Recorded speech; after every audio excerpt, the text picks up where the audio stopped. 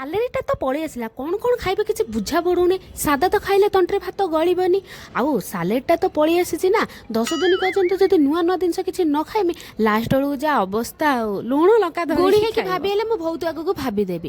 Finally ମୁଁ ଆଜି ମାଛ ତରକାରୀ ଖାଇବି। ଦେଖିବା ମାଛଟା ଆଜି ଠିକ୍ ଠାକ୍ ଭଜା ହେଇଛି ନା ନାହିଁ, ତାପରେ ଯାଇକି ମାଛ ତରକାରୀ ମୁଁ କରିବି। ଆଜି ନିରାଟ ସତ କଥାଟେ, ଜଣଙ୍କର ନାଁ ଜଣଙ୍କର ଗାଁ।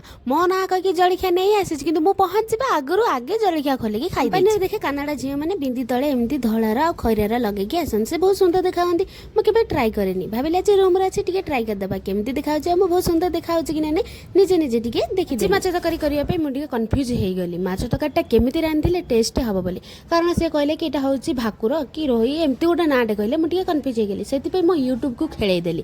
ଦେଖିଲି ସେଠି ଭାକୁର ମାଛ କେମିତି ରନ୍ଧାଯାଏ। 5 ମିନିଟ୍ ମନ ଧ୍ୟାନ ଦେଇକି ଦେଖିଥିଲି, ଡାଇରେକ୍ଟ କେମିତି ଭେଜା ଉପରକୁ ପଶିବ, ସେଥିପାଇଁ ମୁଁ ଟିକେ ମୋ ମୁହଁରୁ ନେଇକି ମୁଣ୍ଡରେ ଛାଡ଼ିଦେଲି।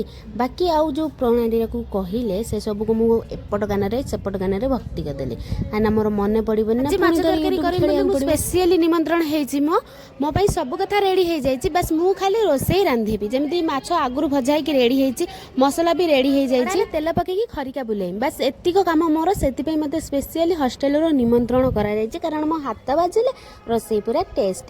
ଆଉ ଏଇଠି ଯେଉଁ ମସଲାର ଯେମିତି ସାଇଜ୍ ହେଇକି ଥୁଆଏ ନା, ଆମ ଦୋକାନରେ ବି ଏମିତି ସାଇଜ୍ ହେଇକି ଥୁଆ। ଏଇଠି ଯେତିକ ମସଲା ଷ୍ଟକ୍ ଅଛି, କୌଣସି ମସଲାକୁ ବି ମୁଁ ଛାଡ଼ିନି, କାରଣ ମନ ଦୁଃଖ କରିବେ ସମସ୍ତେ। ସେଥିପାଇଁ ମୁଁ ସବୁ ମସଲାକୁ ମିଶେଇ ଗୋଟେ ପେଷ୍ଟ କରିଦେଲି, ଆଉ ସେଇଟା ମୁଁ ଏବେ ମୋ ମାଛ ତରକାରୀରେ ପକେଇଦେଲି। ପର୍ସନାଲି ମୋତେ ଆଉ କାହାକୁ ନୁହଁ, ମୁଁ ଯେତେବେଳେ ମାଛ ତରକାରୀ ବନାଉଥିବି ସେତେବେଳେ ମୋତେ ଟମାଟର ପକାଇବାକୁ ବେଶୀ ଭଲ ଲାଗେ। ଟମାଟର ପଇଲେ ମୋତେ ଖାଇବାକୁ ବେଶୀ ଭଲ ଲାଗେ, ସେଥିପାଇଁ ଗୋଟେ ଷ୍ଟାଇଲ୍ ମାରି ଗୋଟେ ଟମାଟରକୁ ପକାଇଦେଲି। ତାପରେ ସ୍ୱାଦ ଅନୁସାରେ ଲୁଣ ପକାଇ ଦେଇ 5 ମିନିଟ୍ ତାକୁ ଘୋଡ଼ାଇ ଦେଲି। ତରକାରୀ ମୁଁ ଯାଉଛି ଖାଇବି, ପୁଣି ଦେଖା ହବ ଆଉ ଗୋଟେ ମିନି ବ୍ଲଗରେ। ବାଇ ବାଇ, ଟାଟା। ମାଛଟା କେତେ ଟେଷ୍ଟି ହେଇଥିଲା ସେଇଟା ମୁଁ ଖାଇସାରିଲା ପରେ କହିବି। ଆଉ ଏବେ ମୋତେ କହିବି କି ତାଟିଆରେ ମାଛ ଦେଖାଯାଉନି, ମାଛଟା ବା ଭିତରେ ରହିଗଲା, ଆଳୁରା ଖାଲି ଦେଖାଯାଉଛି। ମୋ ଭାଇ ବା ଭୁଲ ଭାଲ ଆଳୁ କାଟି ଦେଇଥିଲା।